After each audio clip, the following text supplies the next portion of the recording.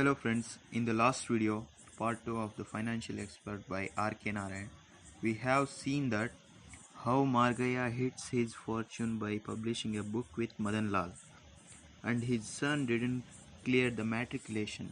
When Margaya insisted him to take the exam once again, he rejected and tore his progress card into pieces and threw it into the same gutter where he threw read account book of his father Margaya. And he left to the Madras, and Margaya brought him back with the help of police, and Margaya told him to not worry about his studies now onwards. Now here, Margaya wants to marry his son to the girl Brinda, who is 17 years old, the daughter of man one who owned the tea estate in Mempi Hills. Margaya calls for an astrologer to match the horoscope of pair of Balu and Brinda. That astrologer says that match alliance is impossible, and he took 1 rupee fees and dismissed the matching alliance. Dr. Pal helps Margaya to find the Pandit, and he comes to Margaya with the saffron tipped paper which contains the match of Brinda and Balu perfectly. Margaya paid 75 rupees fees.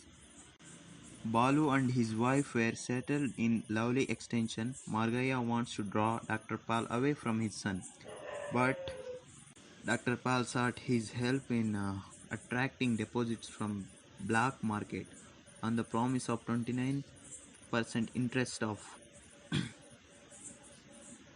if he got 20,000 rupees deposit each day and paid 15,000 in interest, he had still 5,000 a day left in his hands as his own. Margaya became rich. It was now necessary for him to own a car. Every corner of his house is stuffed with sack full of currency notes. He contributed to the war fund when driven to do so.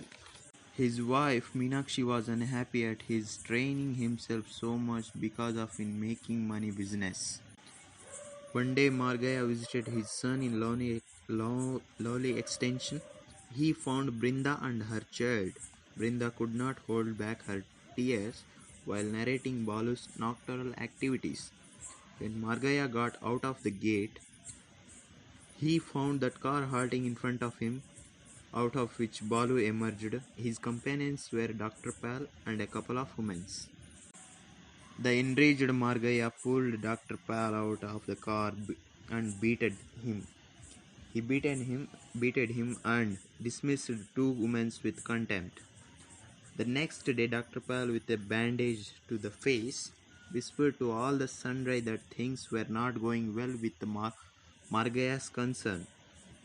Hundreds of people swarmed Margaya and pressed him to return their deposits forthwith. All the accumulated wealth was disbursed. Still, people could not be satisfied. The run on the bank led to Margaya's filing an insolvency petition. The wealth of Margaya had accumulated was blown away. He advised his son to take his place under the banyan tree with the tin box.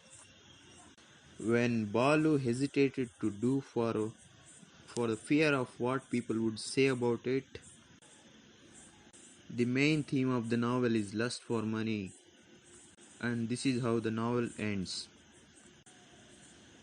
In the next video, we will be discussing some important annotations. Thank you.